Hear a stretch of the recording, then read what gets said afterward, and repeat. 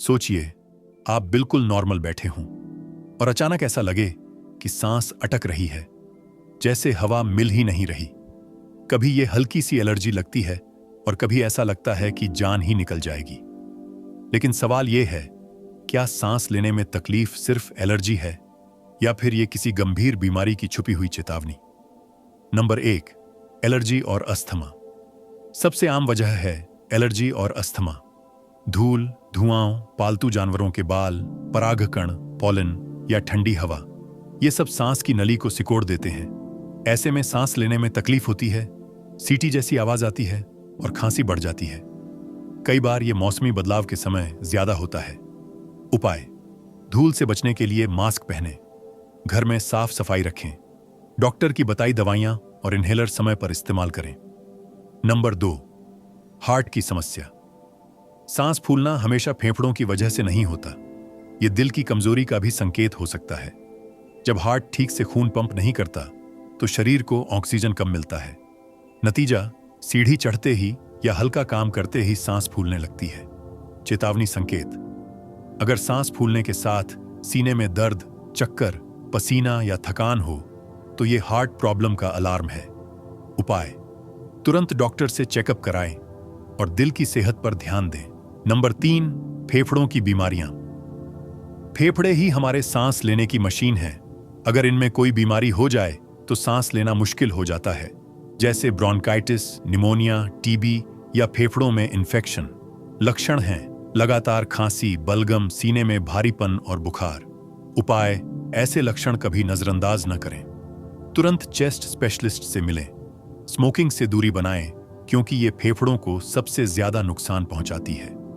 Number 4, anxiety और panic attack. कई बार सांस लेने में दिक्कत शारीरिक नहीं बल्कि मानसिक वजह से होती है। जब आप स्ट्रेस में होते हैं तो नर्वस सिस्टम पैनिक मोड में चला जाता है। नतीजा, तेज धड़कन, घबराहट और सांस रुकने जैसा एहसास। ये असली दम घुटने जैसा फीलिंग देता है, जबकि फेफड़े नॉर्मल होते हैं। उपाय: गहरी सांस लेने के अभ्यास करें। मेडिटेशन और योग को रोजाना की आदत बनाइए। स्ट्रेस को कंट्रोल करना सीखें। नंबर 5, गंभीर बीमारियां, हिडन डेंजर्स।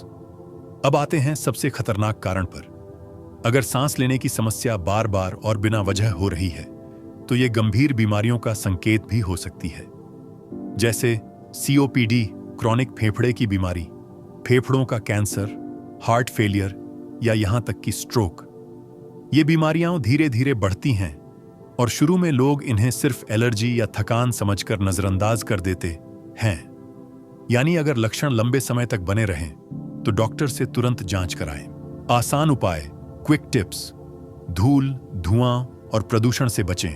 धूम्रपान और शराब तुरंत छोड़ दें। रोजाना 20-30 मिनट टहलें और प्राणायाम करें। हेल्दी डाइट लें जिसमें हरी सब्जियां, फल और पर्याप्त पानी शामिल हो। वजन कंट्रोल में रखें क्योंकि मोटापा भी सांस की दिक्कत को बढ़ाता है। और अगर समस्या बार बार हो रही है तो खुद से इलाज न करें, डॉक्टर से जरूर मिलें। तो अब साफ है, सांस लेने में तकलीफ को हल्के में लेना सबसे बड़ी गलती है। कभी ये साधारण एलर्जी होती है और कभी ये किसी गंभीर बीमारी की चेतावनी। याद रखिए, सांस ही जिंदगी है। अगर सांस अटक जाए तो जिंदगी भी रुक जाती है, इसलिए इसे नजरअंदाज मत कीजिए। अगर ये जानकारी आपके काम आई हो तो वीडियो को लाइक कीजिए, अपने परिवार और दोस्तों के साथ शेयर कीजिए, क्योंकि सांस की समस्या हर घर में किसी न किसी को होती है। और हेल्थ ऑफ लाइफस्टाइल से जुड़े ऐसे जरूरी सच जानने के लिए चैनल को सब्सक्राइब करना मत भूलिए। याद रखिए, सांस की तकलीफ छोटी नहीं, ये आपके शरीर का अलार्म है।